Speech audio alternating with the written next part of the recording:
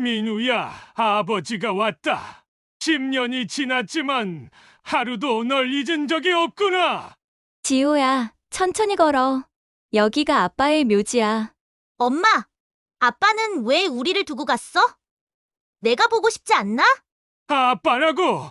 무슨 말이지? 인우 씨, 지호가 벌써 이렇게 컸어요. 당신을 정말 많이 닮았죠? 당신은 누구요?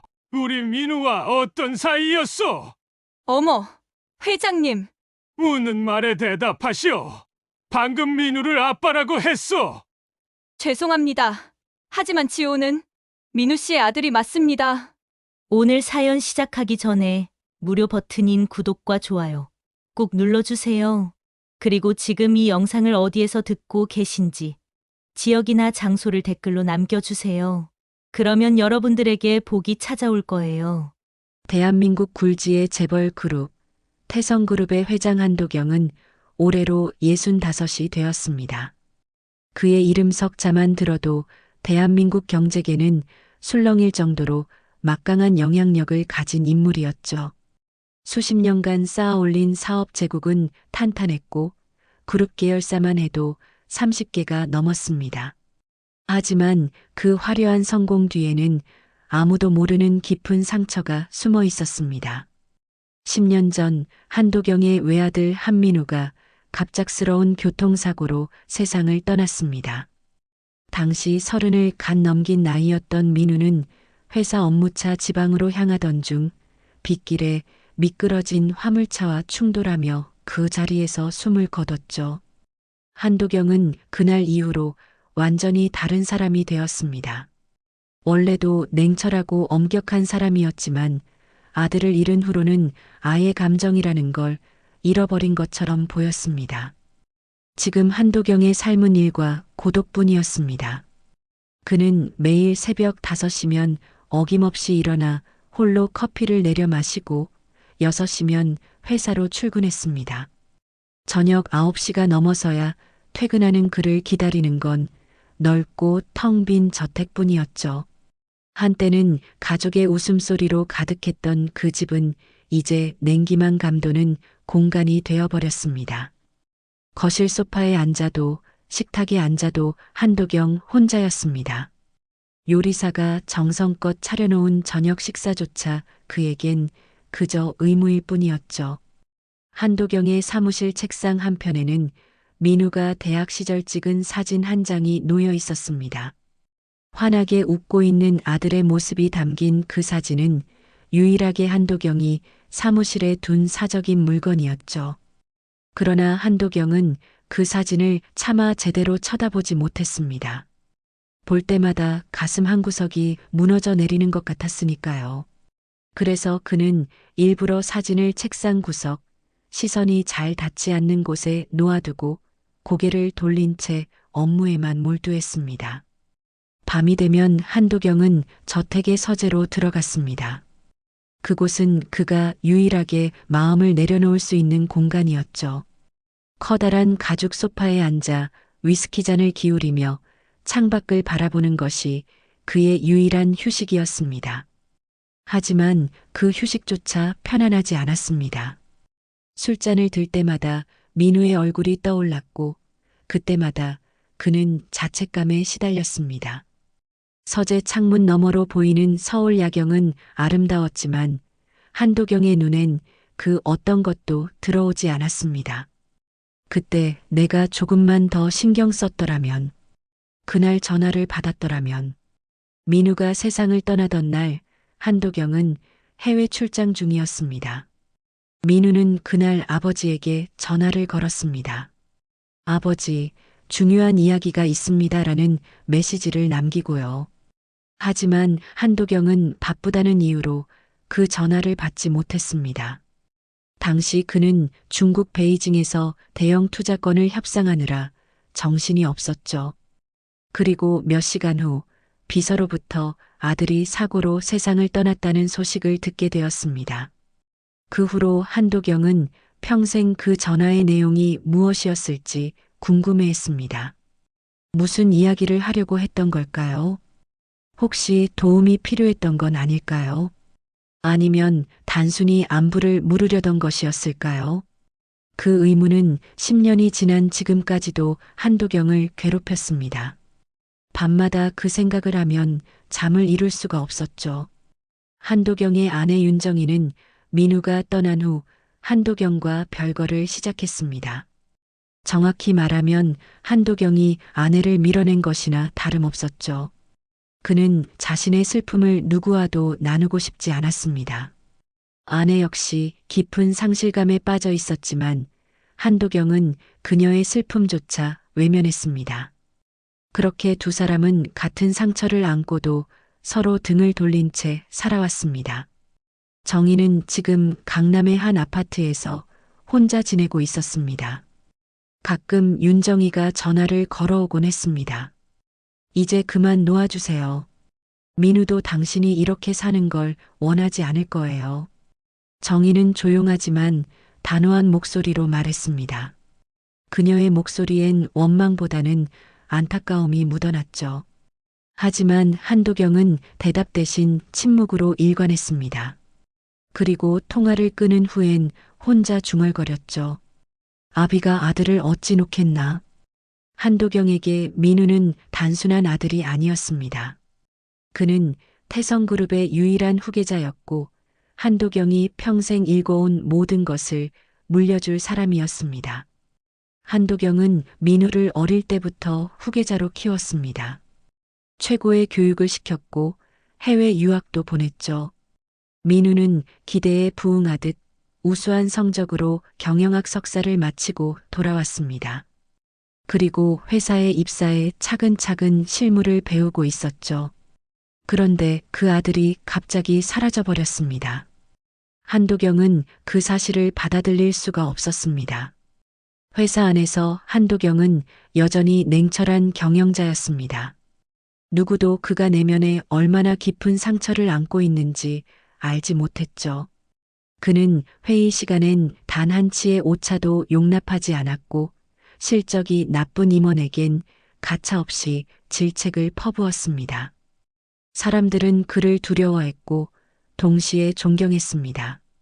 한도경의 경영 수완은 탁월했으니까요. 그는 위기 상황에서도 흔들림 없이 결정을 내렸고 그 결정은 대부분 옳았습니다. 하지만 집으로 돌아오는 순간 한도경은 그저 쓸쓸한 노인일 뿐이었습니다.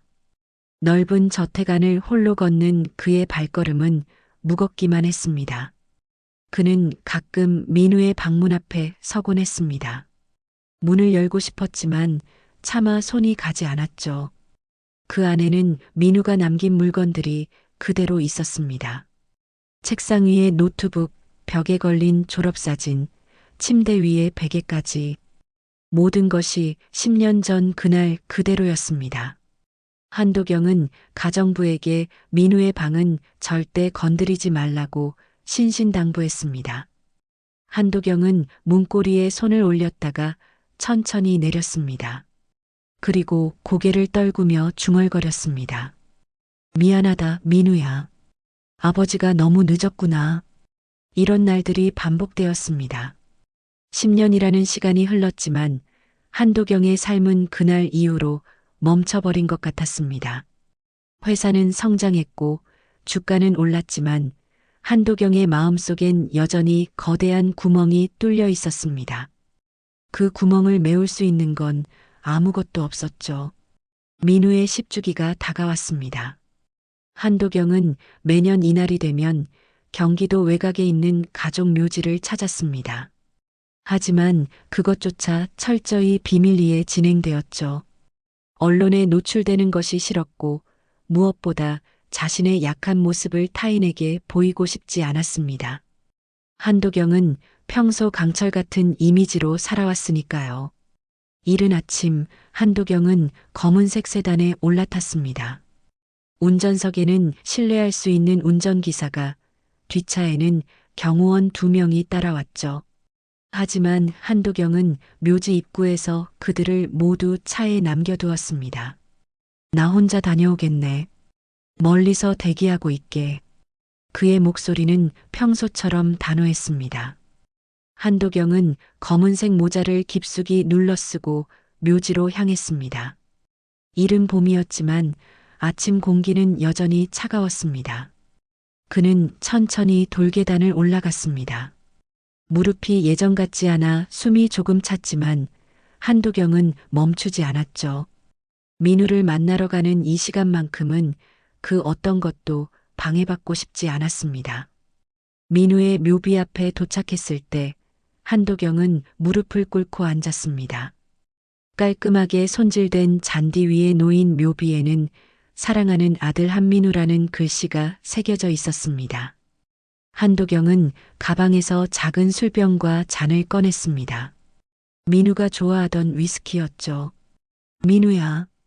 한도경은 떨리는 손으로 술을 따랐습니다. 그리고 묘비 앞에 조심스럽게 부었습니다. 술이 땅에 스며들자 한도경은 깊은 한숨을 내쉬었습니다. 아버지가 아직도 널 그리워한다. 10년이 지났지만 하루도 너를 잊은 적이 없구나. 한도경의 목소리는 평소와 달리 힘이 없었습니다. 이곳에서만큼은 그도 그저 아들을 잃은 한 명의 아버지일 뿐이었으니까요. 그는 주머니에서 손수건을 꺼내 묘비를 닦았습니다. 이미 깨끗했지만 한도경은 정성스럽게 구석구석을 닦아냈습니다. 네가 마지막으로 전화했을 때 아버지가 받았어야 했는데 그랬다면 지금 이 자리에 너는 없었을 텐데. 한도경은 말을 잇지 못하고 고개를 숙였습니다. 그의 어깨가 미세하게 떨렸습니다. 10년이 지났어도 그 죄책감은 조금도 줄어들지 않았습니다. 오히려 시간이 갈수록 더 무거워지는 것만 같았죠. 그때였습니다. 멀지 않은 곳에서 낯선 여성의 목소리가 들려왔습니다. 지호야, 천천히 걸어. 여기 계단이 가파르단다. 한도경은 고개를 들었습니다. 묘지 아래쪽에서 한 여인이 어린 소년의 손을 잡고 올라오고 있었습니다. 여인은 30대 초반쯤으로 보였고 소년은 초등학생 정도였습니다. 한도경은 본능적으로 모자를 더 깊이 눌렀었습니다. 누군가와 마주치고 싶지 않았으니까요. 하지만 그 여인과 소년은 한도경이 있는 방향으로 걸어왔습니다. 한도경은 몸을 살짝 돌려 시선을 피했습니다. 그들이 지나가기를 기다리려던 참이었죠. 그런데 그들의 발걸음이 멈췄습니다. 한도경이 있는 곳에서 불과 10m도 떨어지지 않은 곳에서요. 한도경은 놀라서 고개를 들었습니다. 여인과 소년이 서 있는 곳은 바로 민우의 묘 바로 옆이었습니다. 정확히는 민우의 묘와 나란히 놓인 빈자리였죠. 그곳은 원래 한도경 자신이 들어갈 자리였습니다. 여인이 소년에게 조용히 말했습니다. 지호야, 여기야. 여기가 아빠의 묘지란다. 한도경의 심장이 세차게 뛰기 시작했습니다. 아빠, 지금 뭐라고 했죠? 저 여자가 민우의 묘를 가리키며 아빠라고 했습니까? 소녀는 묘비를 바라보며 조용히 물었습니다. 엄마, 아빠는 왜 우리를 두고 갔어? 나를 보고 싶지 않았던 거야? 여인은 소년을 꼭 안아주며 대답했습니다. 아니란다, 지호야. 아빠는 너를 정말 보고 싶어 했어. 하지만 하늘이 아빠를 너무 일찍 데려가셨단다. 한도경은 그 자리에 얼어붙었습니다. 지금 자신이 듣고 있는 것이 현실인지 꿈인지 분간이 되지 않았습니다. 민우의 묘 앞에서 누군가 아빠라고 부르고 있다니요. 그것도 자신이 전혀 모르는 여자와 아이가요. 소년이 다시 물었습니다. 그럼 아빠는 나를 사랑했어? 그럼 물론이지. 아빠는 네가 태어난다는 소식을 듣고 정말 기뻐하셨단다. 한도경의 머릿속이 하얗게 변했습니다. 태어난다는 소식? 그렇다면 민우가 살아있을 때 이미 이 아이가 있었다는 말입니까? 아니, 임신 중이었다는 말입니까? 여인은 가방에서 꽃다발을 꺼내 묘비 앞에 놓았습니다. 그리고 두 손을 모아 기도하듯 눈을 감았습니다. 소년도 어머니를 따라 작은 손을 모았습니다. 민우 씨, 지호가 벌써 이렇게 컸어요. 당신을 많이 닮았죠? 눈매도 웃는 모습도. 당신이 살아계셨다면 얼마나 좋아하셨을까요? 여인의 목소리가 떨렸습니다. 그녀는 눈물을 참으려 애쓰는 것 같았습니다. 한도경은 더 이상 참을 수가 없었습니다. 그는 천천히 일어났습니다. 무릎이 후들거렸지만 억지로 힘을 주었죠. 그리고 조심스럽게 그들에게 다가갔습니다. 여인이 뒤에서 나는 발소리에 고개를 돌렸습니다. 그녀는 한도경을 보자 순간 얼굴이 굳었습니다. 검은 모자를 쓰고 있었지만 한도경의 얼굴은 워낙 유명했으니까요. 여인은 소년을 본능적으로 자신의 뒤로 숨겼습니다. 당신은? 한도경은 모자를 벗었습니다. 그리고 떨리는 목소리로 물었습니다. 민우와 어떤 사이였습니까? 여인은 대답하지 못하고 입술을 깨물었습니다. 그녀의 눈에 두려움이 어려 있었습니다. 한도경은 한 걸음 더 다가갔습니다. 묻는 말에 대답하시오. 당신이 방금 민우를 아빠라고 했소? 여인은 한참을 망설이다가 고개를 끄덕였습니다. 네, 맞습니다. 한도경의 다리에 힘이 풀렸습니다. 그는 비틀거리며 뒤로 한 걸음 물러섰습니다. 아니, 이럴 수가. 민우에게 아이가 있었다니. 그것도 자신이 전혀 모르는 사이에. 이 아이가 민우의 아들이란 말이오? 여인은 눈물을 흘리며 대답했습니다. 죄송합니다. 회장님, 하지만 지호는 민우 씨의 아들이 맞습니다. 한도경은 그 자리에 주저앉고 말았습니다. 10년 동안 품고 있던 의문들이 한꺼번에 떠올랐습니다. 민우가 마지막으로 했던 전화. 그때 하려던 이야기가 바로 이것이었던 걸까요? 소년 지호가 어머니 뒤에서 조심스럽게 한도경을 바라보았습니다. 그 눈빛을 본 순간 한도경은 알 수 있었습니다. 저 아이의 눈은 민우를 닮아 있었습니다. 한도경의 눈에서 뜨거운 눈물이 흘러내렸습니다. 한도경은 묘지에서 돌아온 후 며칠 동안 정신을 차릴 수가 없었습니다. 회의 중에도 자꾸만 그 소년의 얼굴이 떠올랐죠. 민우를 닮은 눈빛, 민우와 똑같은 이마선, 그리고 민우가 어렸을 때처럼 수줍게 웃던 표정까지. 그 아이는 분명 민우의 아들이었습니다. 한도경은 비서실장을 불렀습니다. 최진수 실장은 한도경이 20년 넘게 신뢰해온 측근이었습니다. 한도경은 조심스럽게 입을 열었습니다. 최 실장, 자네에게 조사를 하나 맡기려고 하네. 하지만 이건 절대적인 비밀이야. 누구에게도 알려져선 안 돼. 최진수는 한도경의 심각한 표정을 보고 긴장했습니다. 말씀하십시오, 회장님. 서지연이란 여자를 조사해주게. 33쯤 될 거야. 서울 변두리에서 카페를 운영한다고 들었네. 그리고 한지호라는 아이도 아마 9살쯤 될 거야. 최진수는 메모하면서도 고개를 갸우뚱했습니다. 한도경이 개인적으로 누군가를 조사하라고 지시하는 일은 거의 없었으니까요. 어떤 내용을 조사하면 될까요? 그 여자의 과거, 직업, 그리고 민우와의 관계. 최진수의 손이 멈췄습니다. 민우라니요. 10년 전에 돌아가신 도련님 말입니까? 도련님과 관계가 있었습니까? 한도경은 고개를 끄덕였습니다. 아마도 그럴 거야. 하지만 확실하지 않네. 그래서 조사가 필요한 거지. 최대한 빨리, 그리고 조용히 처리해주게. 사흘 후 최진수는 두툼한 파일을 들고 한도경의 집을 찾았습니다. 저녁 8시가 넘은 시각이었습니다. 한도경은 서재에서 최진수를 맞이했습니다. 조사 결과가 나왔습니다, 회장님. 최진수는 파일을 한도경에게 건넸습니다.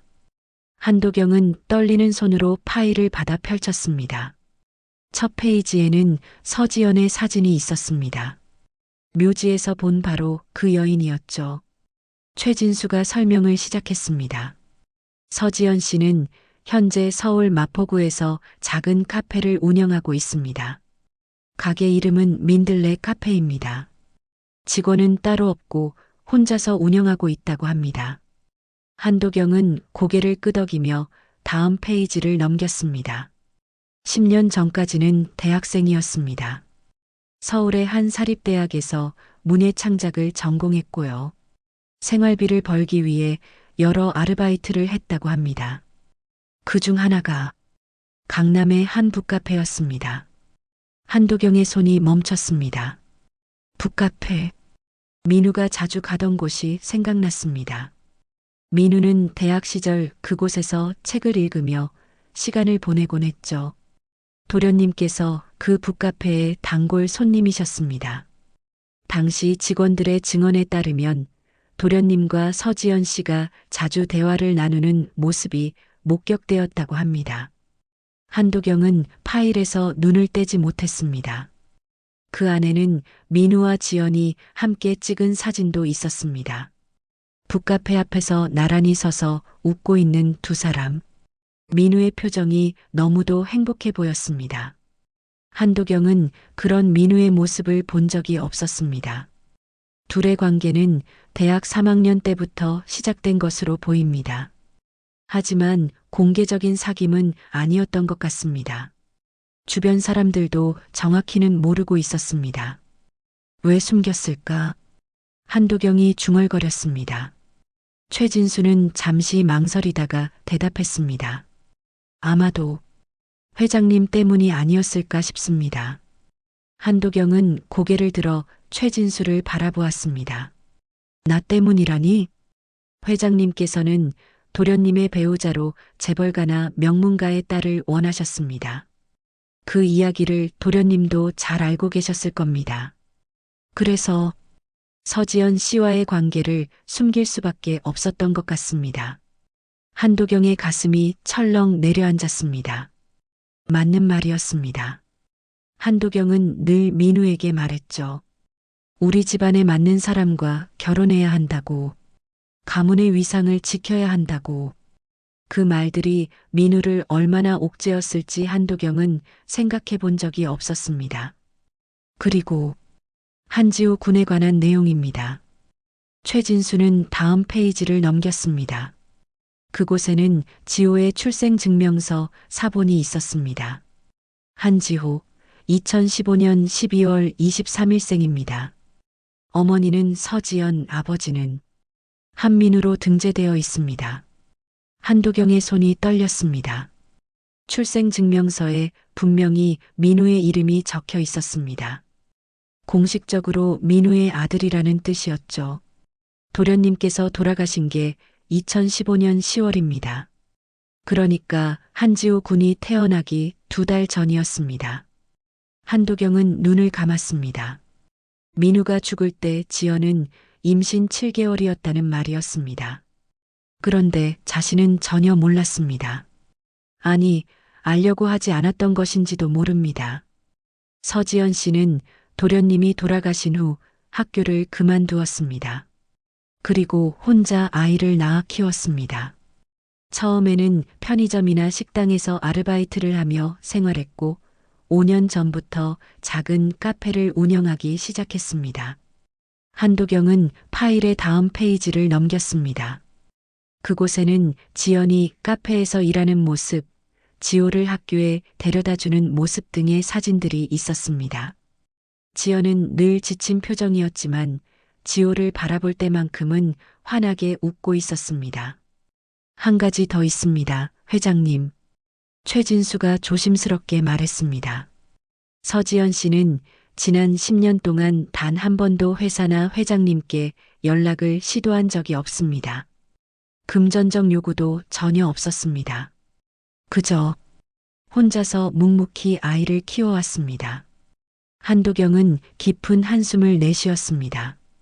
그 말이 무엇을 의미하는지 알았습니다. 지연은 한도경이나 태성그룹에 기대지 않고 스스로 살아온 것이었습니다. 어쩌면 그녀는 한도경을 만나고 싶지 않았던 것인지도 모릅니다. 최 실장, 내일 그 카페 주소를 알려주게. 회장님께서 직접 가시려는 겁니까? 한도경은 고개를 끄덕였습니다. 그래야겠네. 내가 직접 확인해야 할 것 같아.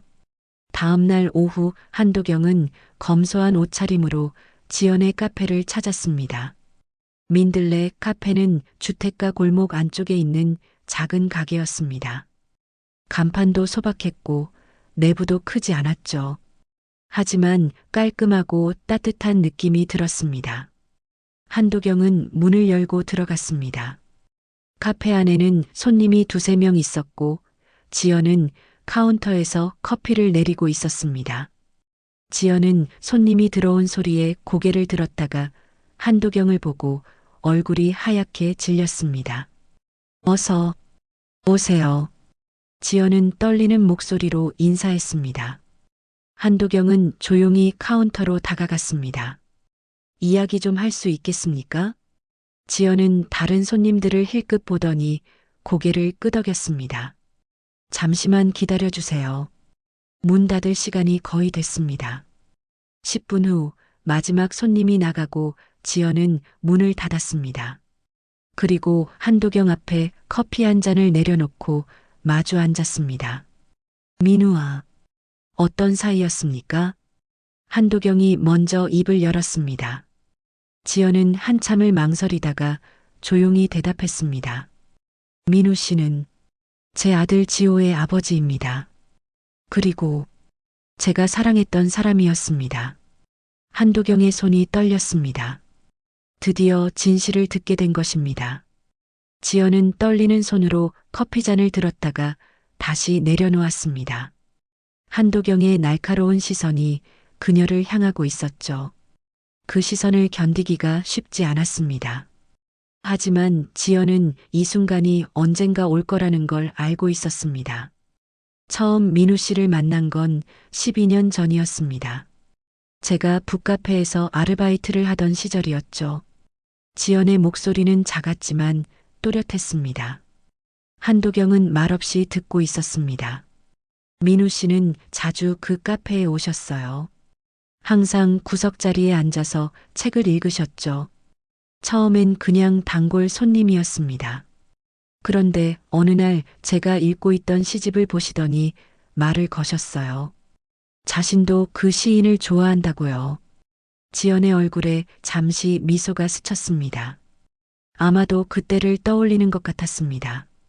그렇게 조금씩 이야기를 나누게 됐습니다. 민우 씨는 참 따뜻한 분이었어요. 재벌 집안의 아들이라는 걸 전혀 느낄 수 없을 만큼 겸손하고 다정하셨죠. 저는 처음에 민우 씨가 그런 집안분이라는 것도 몰랐습니다. 한도경은 민우의 그런 모습이 낯설었습니다. 자신이 알던 민우는 늘 진지하고 조심스러웠으니까요. 집에서는 말수도 적었고 항상 아버지의 눈치를 보던 아들이었죠. 언제부터 사귀기 시작했습니까? 한도경이 물었습니다. 지연은 잠시 생각하더니 대답했습니다. 정확히 언제부터라고 말하기는 어렵습니다. 친구로 시작해서 자연스럽게 연인이 되었으니까요. 제 대학 3학년 여름쯤이었던 것 같습니다. 민우는 자네를 집에 데려온 적이 없었소? 나에게 소개한 적도 없고. 한도경의 목소리에 원망이 묻어났습니다. 지연은 고개를 떨구었습니다. 그건 민우 씨의 잘못이 아닙니다. 제가 원하지 않았어요. 자니가? 네. 민우 씨는 여러 번 회장님께 저를 소개하고 싶다고 하셨어요. 하지만 저는 거절했습니다. 두려웠거든요. 지연의 목소리가 조금 떨렸습니다. 저는 평범한 집안 출신입니다. 아버지는 택시 기사셨고 어머니는 식당에서 일하셨어요. 저는 장학금을 받으며 겨우 대학을 다니던 학생이었습니다. 그런 제가 재벌가의 며느리가 될 수 있을 거라고는 생각하지 않았어요. 한도경은 아무 말도 하지 못했습니다. 지연의 말이 틀리지 않았으니까요. 실제로 한도경은 민우의 배우자로 명문가의 딸을 원했습니다. 재벌가나 정치인 집안, 최소한 사회적 지위가 있는 집안의 딸을 바랐죠. 민우 씨도 그걸 아셨어요. 그래서 저희는 조용히 만났습니다. 남들 눈에 띄지 않게 조심스럽게요.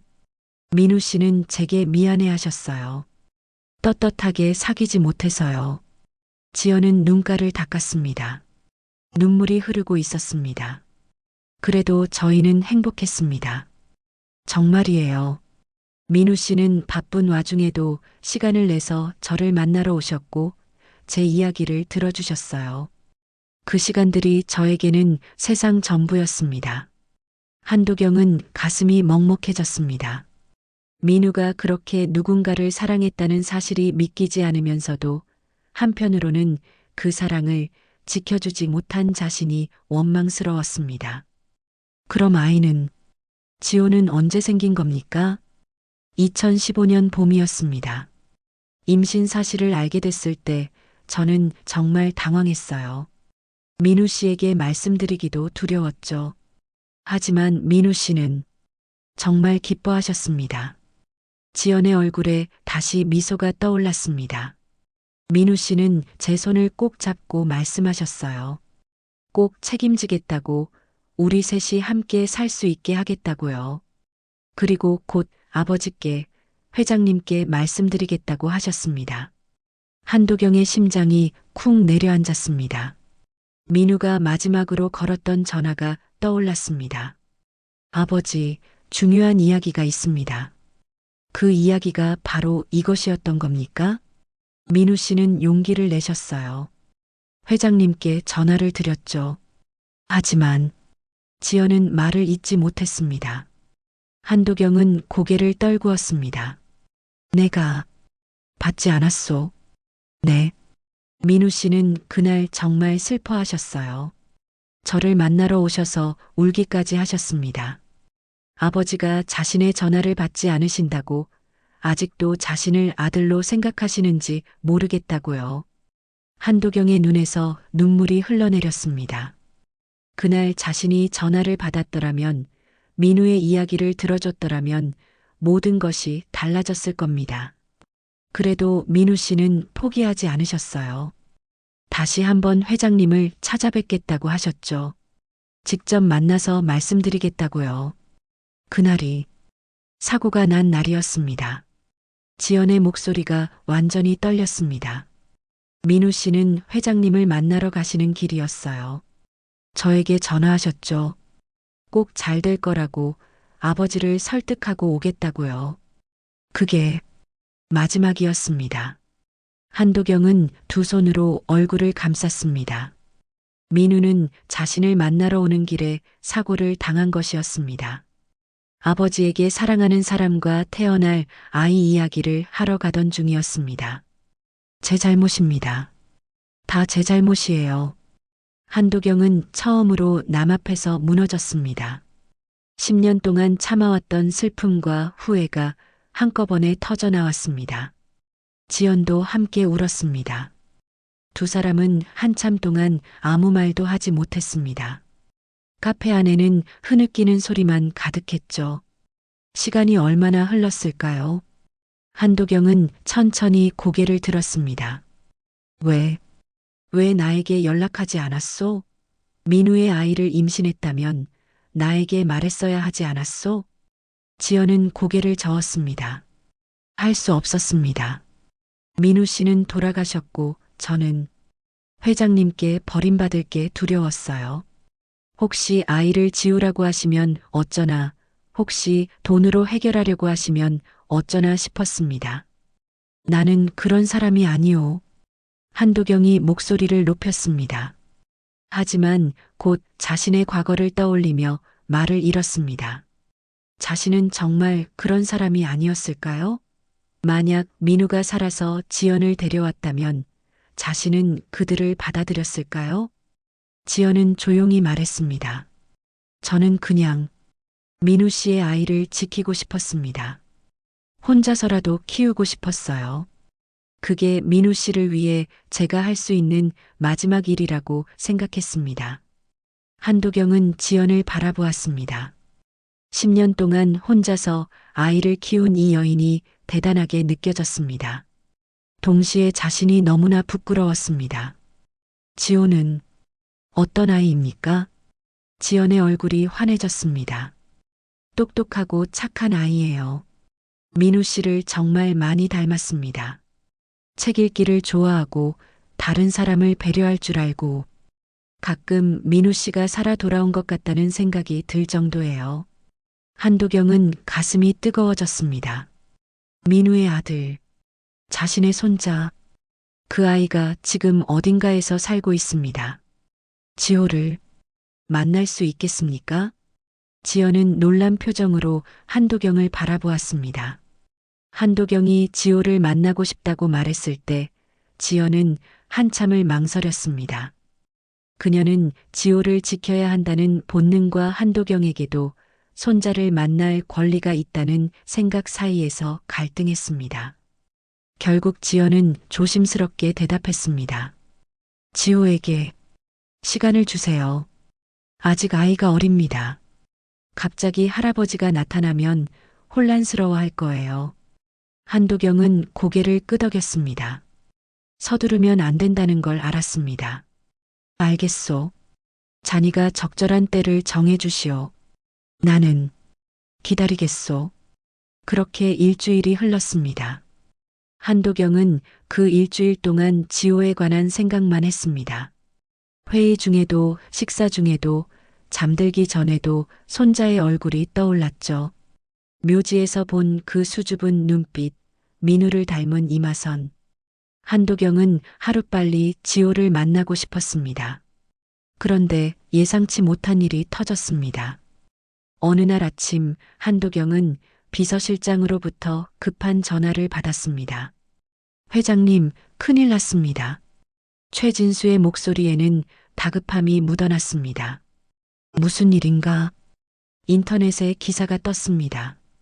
태성그룹 후계자의 숨겨진 아들이라는 제목으로요. 서지연 씨와 한지호 군의 사진이 함께 실렸습니다. 한도경은 그 자리에서 굳어버렸습니다. 어떻게 된 일입니까? 자신은 철저히 비밀을 유지했는데 말이죠. 누가 흘린 겁니까? 아직 확인 중입니다. 하지만 이미 기사가 여러 언론사로 퍼지고 있습니다. 포털 사이트 실시간 검색어 1위에 올랐습니다. 한도경은 급히 회사로 향했습니다. 차 안에서 태블릿으로 기사들을 확인했습니다. 제목들이 자극적이었습니다. 10년 만에 드러난 비밀, 재벌가의 숨겨진 후계자, 태성그룹 주가 급락 예상. 기사마다 지연과 지호의 사진이 실려 있었습니다. 한도경은 분노가 치밀었습니다. 누가 감히 자신의 손자를 이렇게 언론에 노출시킨 것입니까? 지호는 아직 어린아이입니다. 이런 관심을 감당할 수 없을 텐데 말이죠. 회사에 도착하자 임원들이 긴급 회의실에 모여 있었습니다. 모두들 심각한 표정이었습니다. 한도경이 들어서자 모두 일어나 인사했습니다. 상황을 보고하시오. 한도경이 자리에 앉으며 말했습니다. 홍보 담당 임원이 앞으로 나섰습니다. 현재 주요 언론사 대부분이 이 기사를 다루고 있습니다. 주식시장 개장 전인데도 예약 매도 주문이 쏟아지고 있습니다. 개장하면 주가가 급락할 것으로 예상됩니다. 대책은 공식 입장을 발표해야 합니다. 사실 여부를 밝히고 향후 계획을 설명해야 혼란을 막을 수 있습니다. 한도경은 고민에 빠졌습니다. 지호의 존재를 공식적으로 인정해야 할까요? 하지만 그러면 지호와 지연이 더 큰 관심에 노출될 텐데 말이죠. 바로 그때 회의실 문이 벌컥 열렸습니다. 한도경의 아내 윤정희가 들어왔습니다. 정희는 10년 만에 회사를 찾은 것이었습니다. 임원들이 놀라서 일어섰지만 정희는 그들을 신경 쓰지 않고 한도경에게 다가왔습니다. 당신, 나 좀 봅시다. 정희의 목소리는 차가웠습니다. 한도경은 임원들을 물렸습니다. 잠시 자리를 비워주시오. 임원들이 나가고 회의실에는 두 사람만 남았습니다. 정희는 한도경을 똑바로 바라보았습니다. 그 아이가 정말 민우의 아들입니까? 한도경은 고개를 끄덕였습니다. 그렇소. 민우의 아들이 맞소. 정희는 눈을 감았습니다. 그녀의 눈가에 눈물이 맺혔습니다. 당신은 몰랐겠지만 나는 알고 있었어요. 뭐라고? 한도경이 놀라서 물었습니다. 정희는 천천히 입을 열었습니다. 민우가 돌아가기 몇 달 전 민우가 나한테 고백했어요. 사랑하는 여자가 있다고, 그 여자가 아이를 임신했다고요. 한도경은 믿을 수가 없었습니다. 정희가 알고 있었다니요. 민우는 내게 부탁했어요. 아버지를 설득해달라고요. 하지만 나는 거절했습니다. 왜요? 왜 거절했소? 정희는 한도경을 바라보며 말했습니다. 당신 때문이었어요. 당신이 얼마나 고집스러운 사람인지 잘 알고 있었거든요. 평민 출신의 여자를 며느리로 받아들일 리 없다는 걸 알았어요. 한도경은 할 말을 잃었습니다. 그래서 민우에게 말했죠. 아버지께는 차라리 말하지 말라고요. 지금은 때가 아니라고요. 조금 더 기다리면 당신도 마음이 바뀔 거라고 했습니다. 정희의 목소리가 떨렸습니다. 하지만 민우는 기다릴 수 없다고 했어요. 아이가 곧 태어날 텐데 더 이상 미룰 수 없다고요. 그래서 민우는 당신을 직접 찾아가려고 했던 거예요. 한도경은 머리를 감싸쥐었습니다. 그날 민우가 자신을 만나러 오던 길에 사고를 당한 것이었습니다. 당신이 평생 가문을 지켜야 한다고, 태성그룹의 위상을 지켜야 한다고 했던 그 말들이 민우를 죽인 거예요. 정희의 말이 비수처럼 한도경의 가슴을 찔렀습니다. 나는 민우가 죽고 나서야 후회했어요. 왜 민우 편을 들어주지 못했을까? 왜 그 여자와 아이를 지켜주지 못했을까 하고요. 그래서 나는 그 후로 당신을 볼 수가 없었습니다. 한도경은 정희의 손을 잡으려 했지만 정희는 뿌리쳤습니다. 이제 그 아이가 세상에 알려졌어요. 당신은 어떻게 할 겁니까? 또 외면할 건가요? 아니면 돈으로 해결하려고 할 건가요? 아니요. 나는, 한도경은 단호하게 말했습니다. 나는 지호를 인정할 것이요. 공개적으로 나의 손자라고 밝힐 것이요. 정희는 놀란 표정으로 한도경을 바라보았습니다. 정말입니까? 그렇소. 더 이상 민우를 배신할 수는 없소. 지호는 민우가 남긴 유일한 혈육이요. 내가 지켜야 하오. 정희의 눈에서 눈물이 흘러내렸습니다. 그녀는 오랜만에 한도경에게서 진심을 느꼈습니다. 한도경은 즉시 기자회견을 준비하라고 지시했습니다. 홍보팀은 당황했지만 한도경의 의지는 확고했습니다. 오후 3시 한도경은 태성그룹 본사 대회의실에서 기자회견을 열었습니다. 수많은 기자들이 몰려들었습니다. 카메라 플래시가 터졌고 기자들은 저마다 질문을 외쳤습니다. 한도경은 단상에 올라 마이크 앞에 섰습니다. 오늘 저는 여러분께 중요한 사실 하나를 말씀드리고자 합니다. 한도경의 목소리는 떨렸지만 분명했습니다. 10년 전 세상을 떠난 제 아들 한민우에게는 아들이 있습니다. 이름은 한지호, 올해 9살입니다. 지호는 제 손자이며 한민우의 적법한 아들입니다. 기자석이 술렁였습니다. 한도경은 말을 이었습니다. 저는 뒤늦게나마 지호의 존재를 알게 되었습니다. 그리고 이제 공개적으로 밝힙니다. 한지호는 저의 손자이며 태성그룹의 일원입니다. 저는 지호와 그의 어머니 서지연 씨를 저희 가족으로 받아들일 것입니다. 회의실이 순식간에 소란스러워졌습니다. 기자들은 질문을 쏟아냈습니다. 하지만 한도경은 더 이상 아무 말도 하지 않고 단상에서 내려왔습니다. 해야 할 말은 다 했습니다. 기자회견이 끝난 후 한도경은 곧바로 지연의 카페로 향했습니다. 그는 미안한 마음뿐이었습니다. 자신이 먼저 지연에게 알리지도 못한 채 기자회견부터 해버렸으니까요. 지연과 지호가 얼마나 놀랐을지 상상이 되었습니다. 카페 앞에 도착했을 때 한도경은 멈칫했습니다. 카페 주변에 기자들이 몰려 있었습니다. 카메라를 든 기자들이 카페 안을 들여다보며 사진을 찍고 있었죠. 한도경은 경호원들을 시켜 기자들을 물렸습니다. 모두 물러서시오. 더 이상 사생활을 침해하지 마시오. 한도경의 목소리는 단호했습니다. 기자들은 한도경을 보고 또 다른 질문을 쏟아냈지만 한도경은 대답하지 않고 카페 안으로 들어갔습니다. 카페 안에는 지연이 창문에 가림막을 치고 있었습니다. 그녀의 손은 떨리고 있었고 얼굴은 창백했습니다. 한도경은 조심스럽게 다가갔습니다. 지연 씨. 지연은 한도경을 보자 눈물을 터뜨렸습니다. 왜 이러시는 겁니까? 저희를 조용히 살게 내버려 두시면 안 되나요? 한도경은 가슴이 무너지는 것 같았습니다. 지연의 말이 맞았습니다. 자신의 기자회견 때문에 지연과 지호의 평온한 일상이 산산조각 났습니다. 미안하오. 하지만 이미 언론에 노출된 이상 내가 책임지고 지켜줘야 한다고 생각했소. 책임이요? 지호는 당신의 책임질 대상이 아닙니다. 제 아들이에요. 지연의 목소리가 떨렸습니다. 한도경은 할 말을 잃었습니다. 지호는 지금 학교에 있습니다.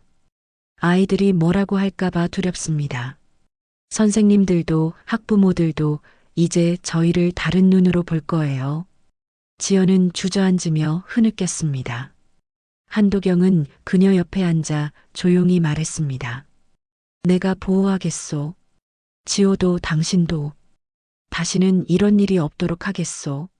어떻게요? 이미 온 나라가 알아버렸는데요. 한도경은 대답할 수 없었습니다. 그저 미안할 뿐이었습니다. 그때 카페 문이 열렸습니다. 윤정이가 들어왔습니다. 지연은 정희를 보고 더욱 놀랐습니다. 한도경의 아내, 민우의 어머니였으니까요. 당신이 서지연 씨입니까?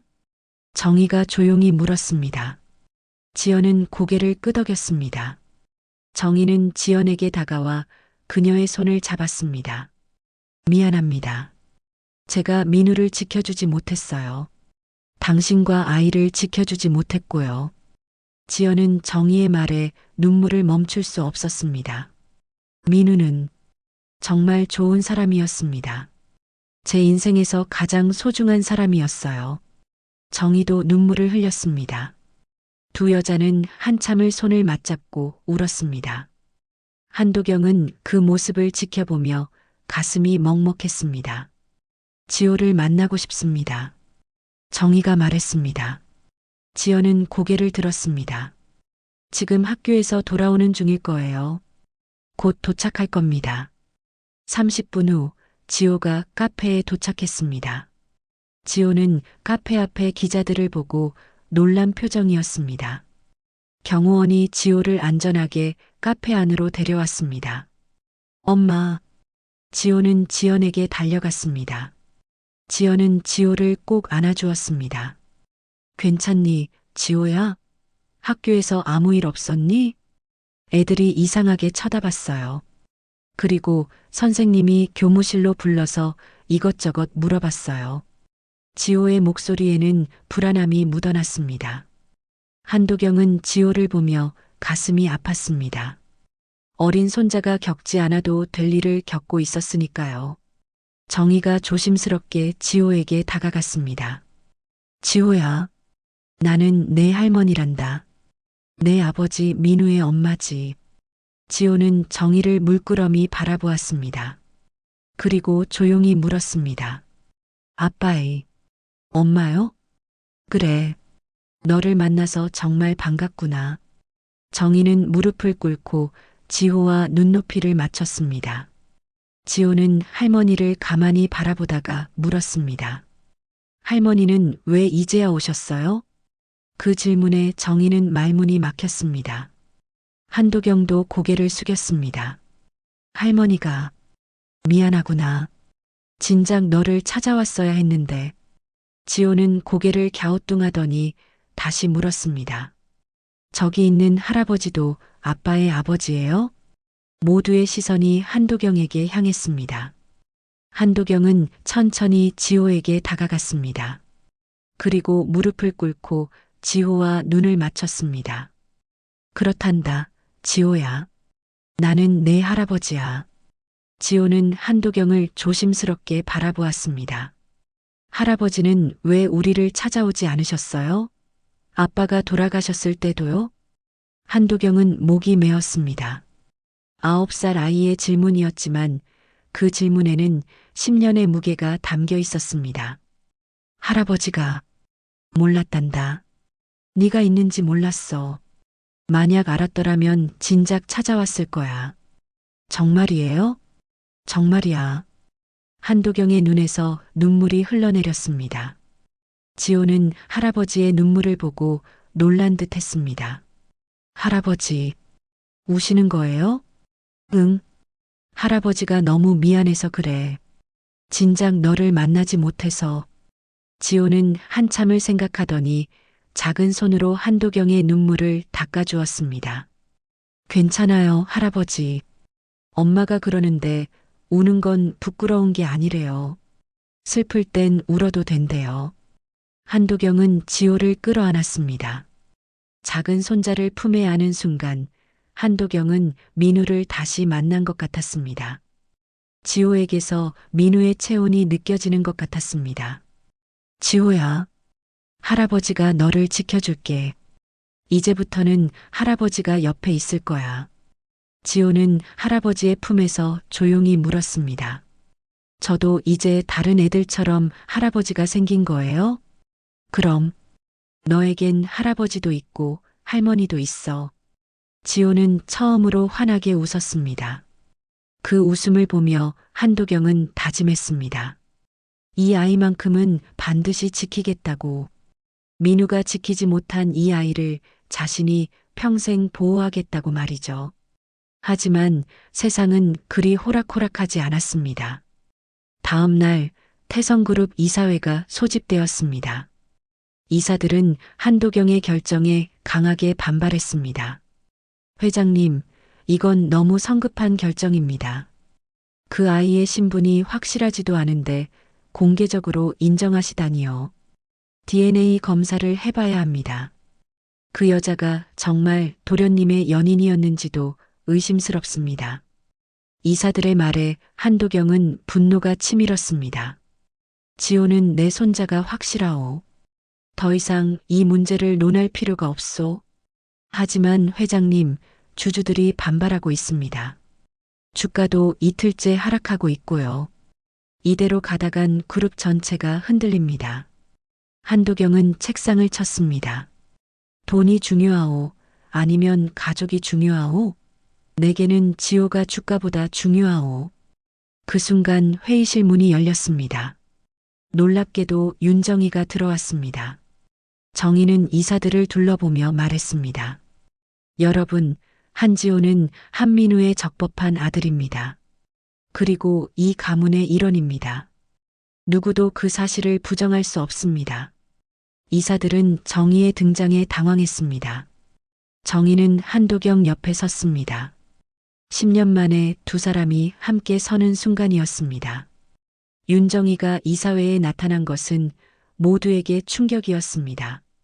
10년 동안 회사 일에 전혀 관여하지 않던 그녀가 갑자기 모습을 드러낸 것이었죠. 이사들은 술렁였지만 감히 대들지 못했습니다. 정희는 태성그룹 지분을 상당량 보유한 대주주이기도 했으니까요.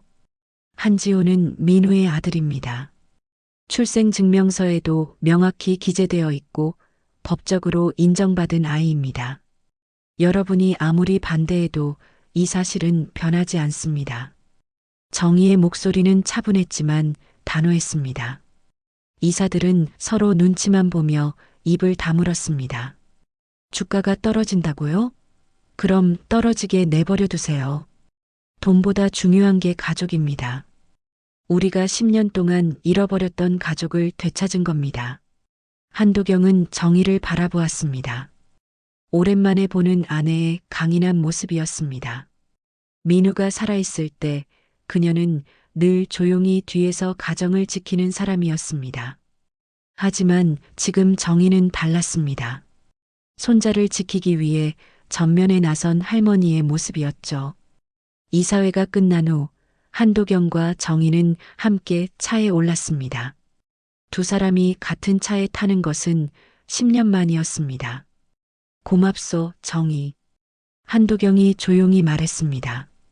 정희는 창밖을 바라보며 대답했습니다. 당신을 도운 게 아닙니다. 지호를 지킨 거예요. 그리고 민우를 위해서였습니다. 나도 그렇소. 이제는 제대로 하고 싶소. 정희는 한도경을 돌아보았습니다. 당신이 정말 변했는지는 모르겠어요. 하지만 지호를 위해서라면 나도 당신과 함께 하겠습니다. 한도경은 고개를 끄덕였습니다. 이것이 시작이라는 걸 알았습니다. 정의의 신뢰를 되찾기 위해서는 앞으로 더 많은 노력이 필요할 것입니다. 며칠 후 한도경은 중요한 결정을 내렸습니다. 그는 기자회견을 다시 열었습니다. 이번에는 정의도 함께였습니다. 두 사람은 나란히 단상에 섰습니다. 오늘 저는 중요한 발표를 하고자 합니다. 한도경이 입을 열었습니다. 기자들은 숨을 죽이고 그를 바라보았습니다. 저는 오늘부로 태성그룹 회장직에서 물러납니다. 회장실이 술렁였습니다. 아무도 예상하지 못한 발표였습니다. 지난 10년 동안 저는 일만 생각하며 살아왔습니다. 하지만 그 과정에서 정작 중요한 것들을 놓쳤습니다. 가족을, 사랑을, 그리고 사람의 마음을 잃었습니다. 한도경의 목소리가 떨렸습니다. 이제 저는 남은 인생을 다르게 살고 싶습니다. 손자 지호와 함께, 가족과 함께 시간을 보내고 싶습니다. 그동안 돌보지 못했던 것들을 돌보고 싶습니다. 정희가 한도경의 손을 잡았습니다. 카메라 플래시가 터졌습니다. 10년 만에 손을 잡은 부부의 모습이 렌즈에 담겼습니다. 태성그룹은 전문 경영인에게 맡길 것입니다. 그리고 저는 새로운 재단을 설립하려 합니다. 민우의 이름을 딴 한민우 재단입니다. 한도경은 준비해온 자료를 꺼냈습니다. 이 재단은 어려운 환경에서 자라는 아이들을 돕는 일을 할 것입니다. 홀부모 가정, 저소득층 가정의 아이들에게 교육과 생활 지원을 제공할 것입니다. 제 아들 민우가 살아있었다면 분명 이런 일을 했을 거라고 믿습니다. 기자들이 손을 들어 질문했지만 한도경은 더 이상 대답하지 않았습니다. 해야 할 말은 다 했습니다. 회장직을 내려놓은 후 한도경은 처음으로 여유가 생겼습니다. 그는 지호를 자주 만났습니다. 처음에는 서먹했지만 시간이 지나며 조금씩 가까워졌습니다. 어느 토요일 오후 한도경은 지호를 데리고 서점에 갔습니다. 지호는 책을 좋아한다고 지연이 말했었죠. 지호야, 읽고 싶은 책 있으면 골라봐. 지호는 신이 나서 서가 사이를 누볐습니다. 그리고 몇 권의 책을 골라왔습니다. 동화책도 있었고 과학책도 있었습니다. 할아버지, 이 책 사주실 거예요? 그럼 네가 읽고 싶은 책은 다 사줄게. 지호는 환하게 웃었습니다. 한도경은 그 웃음을 보며 가슴이 따뜻해졌습니다. 이런 소소한 행복이 있었다는 걸 이제야 알았습니다. 서점을 나와 카페에 들어갔습니다. 지호는 딸기 주스를, 한도경은 커피를 주문했습니다. 두 사람은 마주 앉아 책을 펼쳤습니다. 할아버지, 이 책에 나오는 별자리 이야기 알아요? 지호가 그림책을 펼쳐 보이며 물었습니다.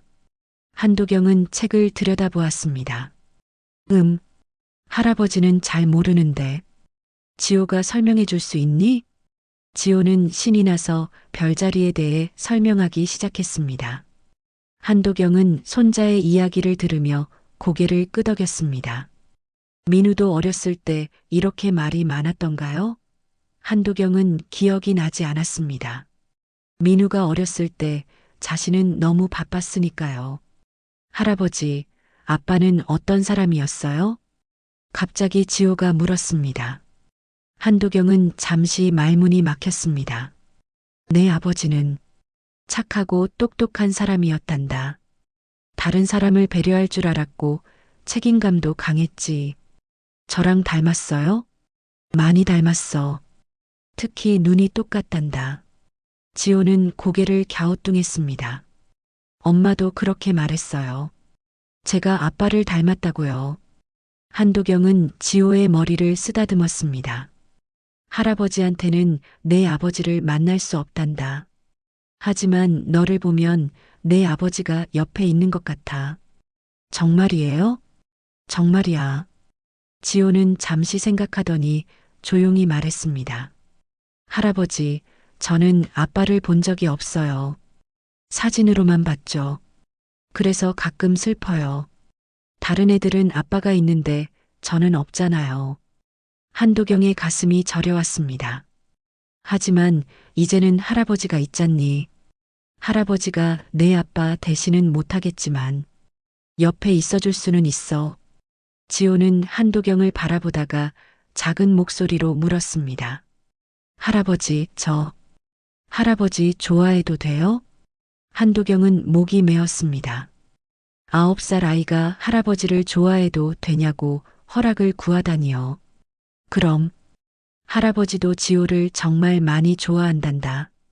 지호는 환하게 웃으며 할아버지에게 안겼습니다. 한도경은 손자를 꼭 껴안았습니다. 이 순간만큼은 세상의 모든 것이 완벽했습니다. 그날 저녁 한도경은 정희와 지연을 함께 저녁 식사에 초대했습니다. 장소는 한도경의 저택이었습니다. 10년 만에 식탁에 사람들이 모였습니다. 어서 오세요. 한도경이 지연과 지호를 맞이했습니다.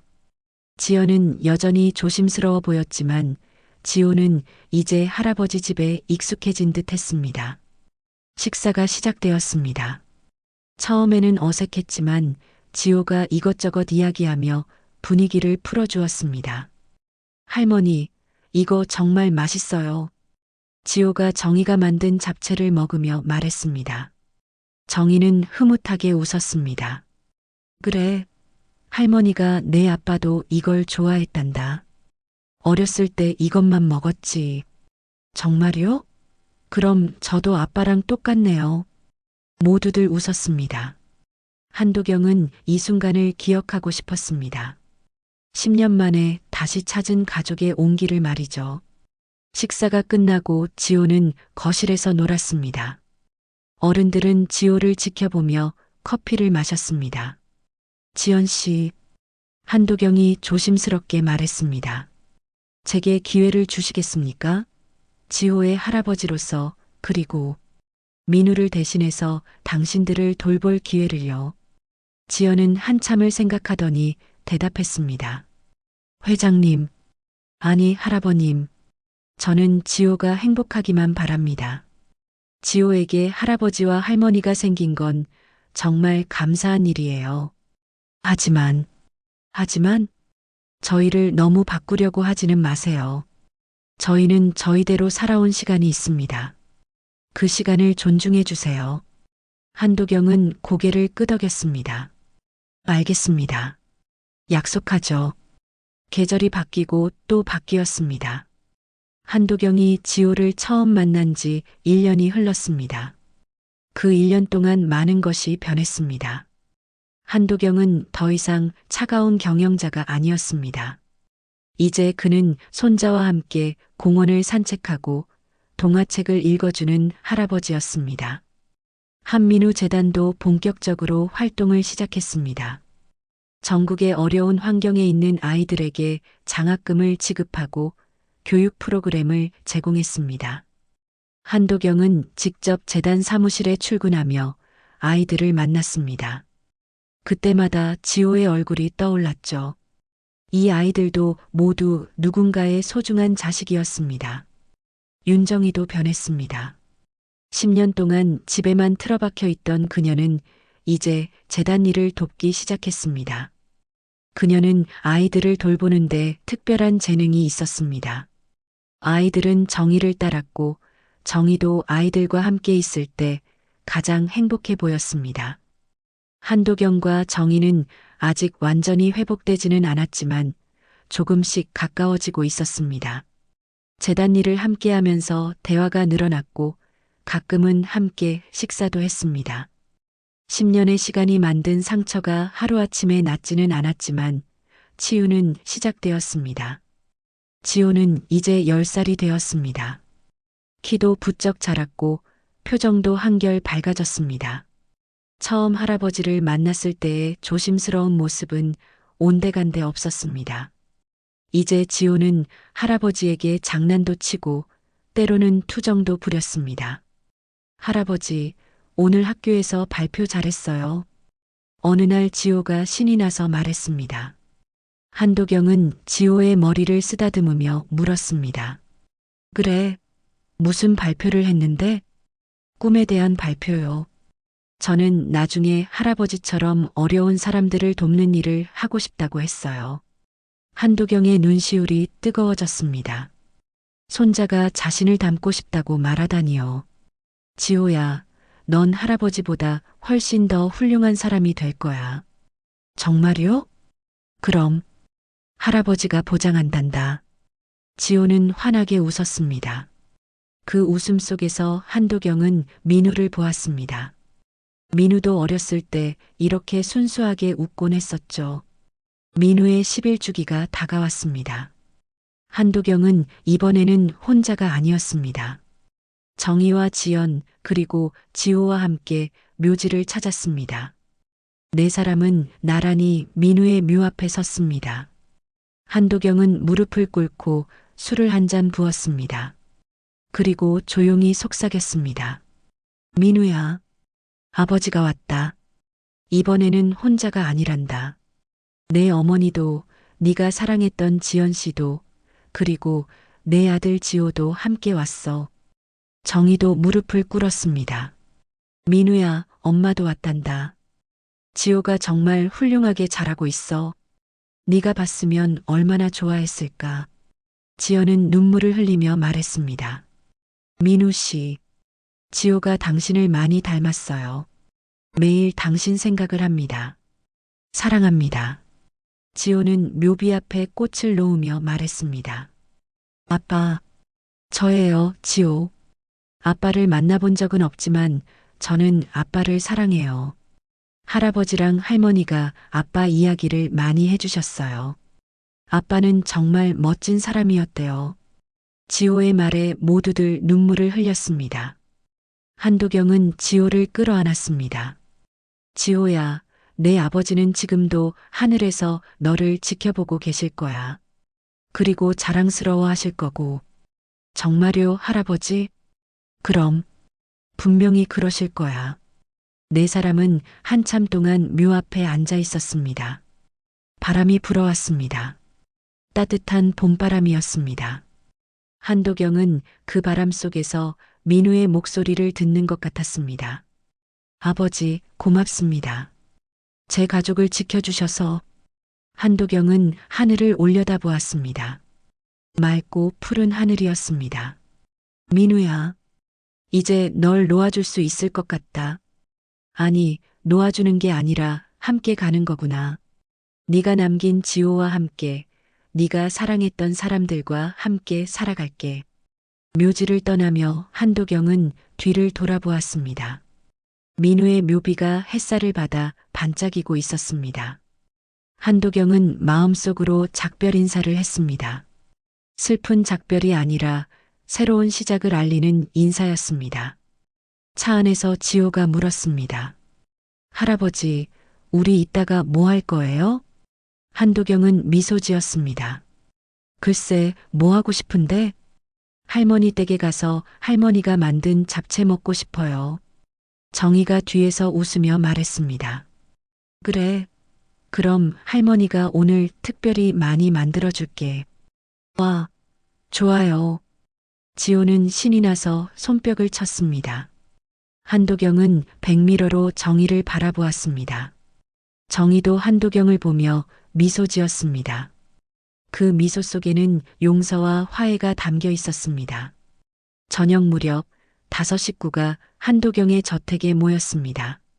정희가 만든 음식들이 식탁에 가득 차려졌습니다. 지호는 신이 나서 이것저것 먹었고 어른들은 그런 지호를 보며 흐뭇해했습니다. 지연 씨, 한도경이 조용히 말했습니다.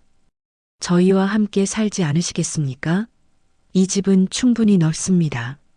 지호도 더 좋은 환경에서 자랄 수 있고요. 지연은 고개를 저었습니다. 감사하지만 저희는 저희 집에서 살고 싶습니다. 그곳이 저희에게는 가장 편한 곳이에요. 대신 자주 찾아뵐게요. 한도경은 고개를 끄덕였습니다. 지연의 선택을 존중해야 한다는 걸 알았습니다. 알겠습니다.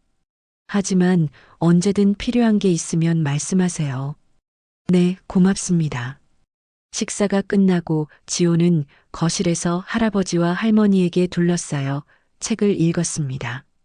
한도경이 책을 읽어주면 지호는 할아버지 무릎에 기대어 들었습니다. 정희는 그 모습을 사진으로 찍었습니다. 이 사진 액자에 넣어서 걸어야겠어요. 정희가 말했습니다. 한도경도 동의했습니다. 그렇게 하시오. 우리 가족의 새로운 시작을 기록하는 거요.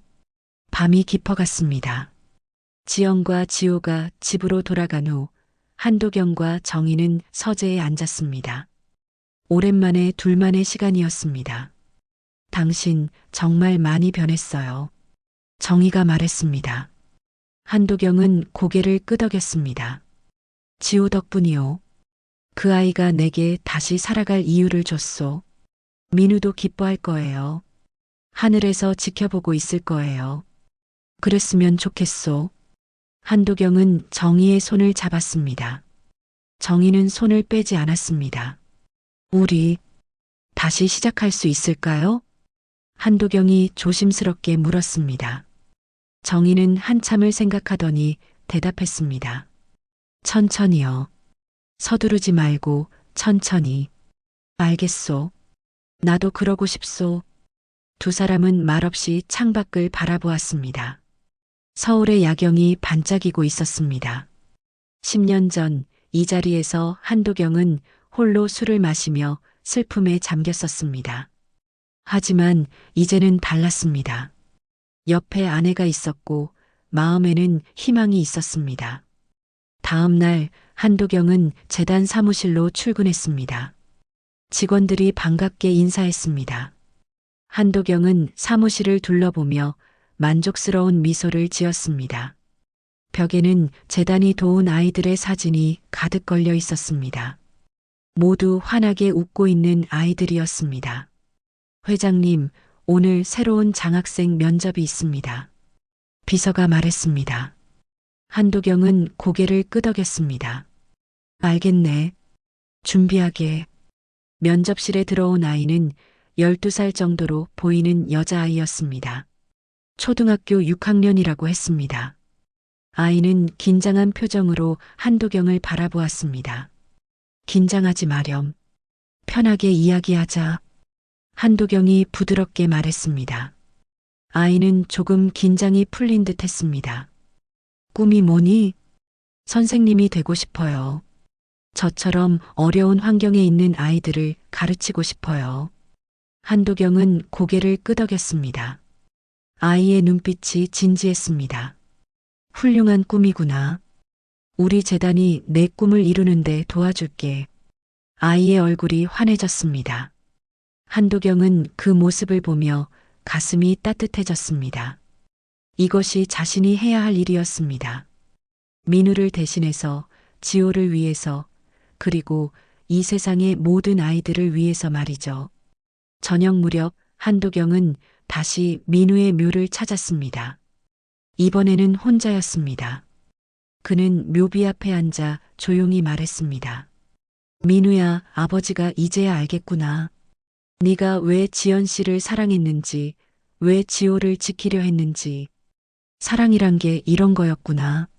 누군가를 위해 자신을 내려놓는 것. 그것이 진짜 사랑이었어. 한도경은 묘비를 쓰다듬었습니다.